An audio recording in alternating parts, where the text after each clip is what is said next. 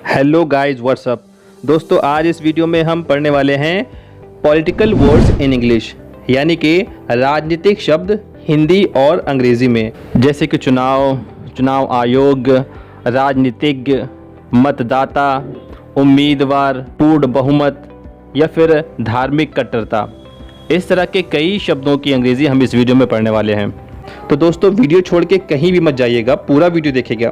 और अगर आप हमारे चैनल पर नए आए हैं तो हमारे चैनल को जल्दी से सब्सक्राइब कर लें और बेल आइकन को ज़रूर दबाएं, ताकि हमारे हर आने वाली वीडियो की नोटिफिकेशन आपको टाइम पे मिल जाए।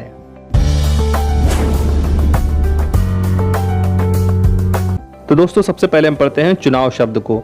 चुनाव यानी कि जहाँ अपने नेता को चुनने के लिए, उसको वोट डालने के लिए जाते हैं, तो जो प्रक्रिया होती है उसको बोलते हैं चुनाव।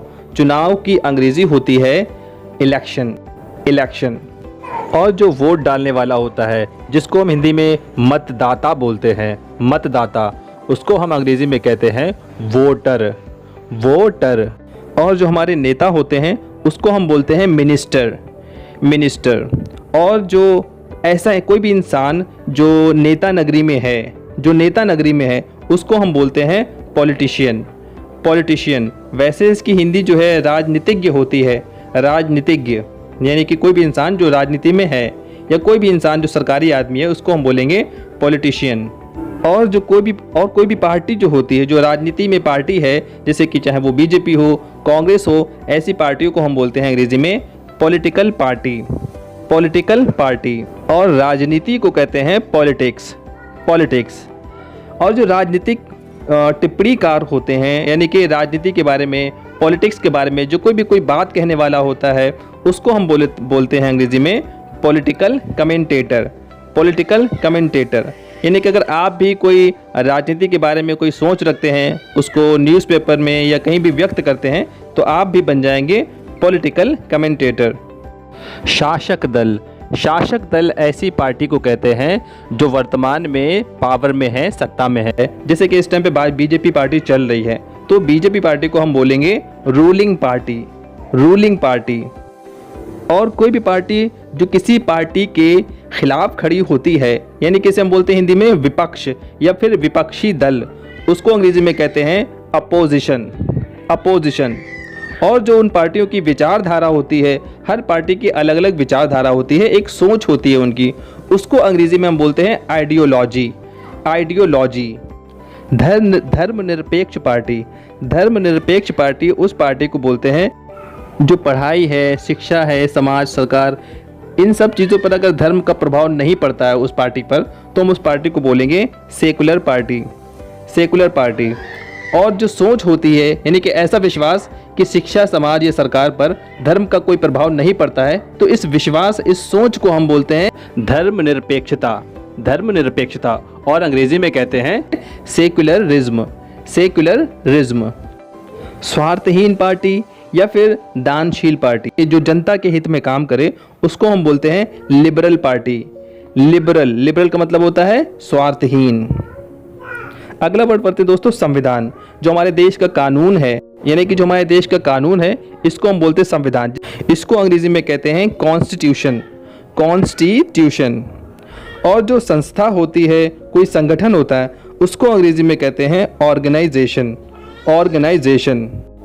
जो प्रजातंत्र होता है, प्रजातंत्र को हम लोकतंत्र भी कहते हैं, यानी कि ऐसी व्यवस्था जिसमें वोटर्स जो होते हैं, यानी कि जो देश की जनता होती है, वो अपने नेता को चुने, उसको हम बोलते हैं डेमोक्रेट।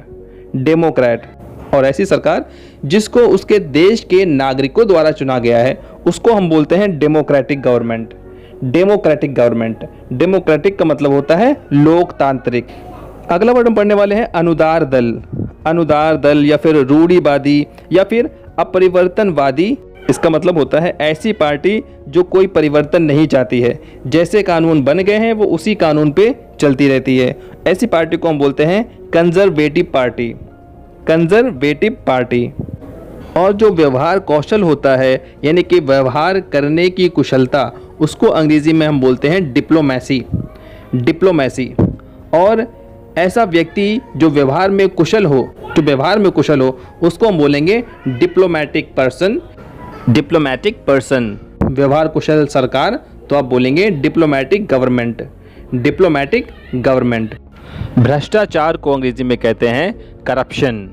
करप्शन करप्शन मीन्स भ्रष्टाचार। और दोस्तों जो धार्मिक कट्टरता होती है, यानी कि बिना किसी ठोस वजह के अपने विचारों पे अटल हो जाना, इसी को हम कहते हैं धार्मिक कट्टरता। इसको अंग्रेजी में हम कहते हैं बिगटरी। बिगटरी। और जो कट्टर व्यक्ति है या कोई पॉलिटिक्स में कट्टर पार्टी है तो उसको हम बोलेंगे बिगट। बिगट। और जो सांप्रदायिकता होती है, सांप्रदायिकता यानी कि लोगों के बीच में धर्म के नाम पे, जात के नाम पे लोगों को झगड़े करवाना, इसको बोलते हैं कम्युनल। कम्युनल। कम्युनल। और जो मतदाता होते हैं उनको हम वोटर्स बोलते हैं, वोटर्स। और जो भोले मतदाता होते हैं, भोले मतदाता को हम अंग्रेजी में बोलते हैं गुलिबल वोटर। गुलिबल वोटर। जिम्मेदारी। जिम्मेदारी को अंग्रेजी में हम कहते हैं रिस्पॉन्सिबिलिटी। रिस्पॉन्सिबिलिटी। बना होना, इसकी अंग्रेजी होती है कंसिस्ट। कंसिस्ट। जवाबदेही या फिर हिसाब की जिम्मेदारी, इसको अंग्रेजी में कहते हैं अकाउंटेबिलिटी। अकाउंटेबिलिटी। और जो आदर्शवादी होता है, फिर चाहे वो आदर्शवादी व्यक्ति हो या आदर्शवादी कोई राजनीतिक पार्टी, उसको हम बोलते हैं आइडियलिस्टिक। आइडियलिस्टिक। और जो शब्द है अशांति, कभी कभी देश में अशांति फैला देती हैं कुछ पार्टियां और कोई बाधा डाल देती हैं या उपद्रव मच जाता है, तो उस उपद्रव को, अशांति को अंग्रेजी में कहते हैं डिस्टर्बेंस। डिस्टर्बेंस। अच्छा दोस्तों, बातों में मैं आपको ये सबसे मेन चीज़ तो बताना भूल ही गया। जो उम्मीदवार होता है, जो आपके मोहल्ले से सभासद के लिए या सीएम के लिए, पीएम के लिए कोई भी जो उम्मीदवार होता है, उसको अंग्रेजी में हम बोलते हैं कैंडिडेट। कैंडिडेट। कैंडिडेट मीन्स उम्मीदवार। अनपढ़। कभी कभी कोई नेता हमारे जो हैं पढ़े लिखे भी होते हैं, अनपढ़ भी होते हैं। अगर अनपढ़ हैं तो उसको हम बोलेंगे अनएजुकेटेड। अनएजुकेटेड। और वहीं अगर एक कोई पढ़ा लिखा नेता है, सुयोग्य है, तो उसको हम बोलेंगे वेल क्वालिफाइड। Well qualified. और दोस्तों जो प्रजातंत्र राज होता है, उसका जो भी समर्थक होता है, फिर वो इंसान हो या कोई पार्टी हो, उसको हम बोलते हैं रिपब्लिकन। अगर वो कोई पार्टी है तो उसको हम बोलेंगे रिपब्लिकन पार्टी। रिपब्लिकन पार्टी यानी कि ऐसी पार्टी जो प्रजातंत्र राज का समर्थन करती हो। और दोस्तों जो बूढ़े लोगों की सरकार होती है, जिसे हम दूसरे शब्दों में वृद्ध शासन भी कहते हैं, इसको अंग्रेजी में हम कहते हैं जेरोंटोक्रेसी। जेरोंटोक्रेसी। और दोस्तों संसद से जुड़ा कोई भी इंसान या संसद से जुड़ी कोई भी चीज़ जिसे हम बोलते हैं संसदीय, उसे हम अंग्रेजी में बोलते हैं पार्लियामेंट्री रिपब्लिक। Parliamentary Republic. और दोस्तों जो पार्टियां जो होती हैं अपने चुनाव जीतने के लिए प्रचार करती हैं, जिसको हम कहते हैं रैली, तो रैली को अंग्रेजी में हम बोलते हैं कैंपेन। कैंपेन। और दोस्तों जब कोई पार्टी अपने लीडर में से किसी एक लीडर को किसी खास पद के लिए चुनती है, तो उसको हम बोलते हैं नॉमिनेशंस। नॉमिनेशंस। और जो उम्मीदवार चुना गया है उसको हम बोलते हैं नॉमिनी। नॉमिनी। और दोस्तों जो हम बोलते हैं कि कोई पार्टी बड़ी बहुमत से यानी कि पूर्ण बहुमत से जीत गई है, पूर्ण बहुमत यानी कि कम से कम आधी जनता ने उस इंसान को वोट दिए हैं कम से कम, तो उसको हम बोलेंगे पूर्ण बहुमत, जिसे अंग्रेजी में कहते हैं फुल मेजॉरिटी। Full majority. या फिर इसको हम एब्सोल्यूट मेजॉरिटी भी कह सकते हैं। Absolute majority. दोस्तों मैं चुनाव के बारे में आपको पहले ही बता चुका हूँ। चुनाव का मतलब होता है इलेक्शन। इलेक्शन।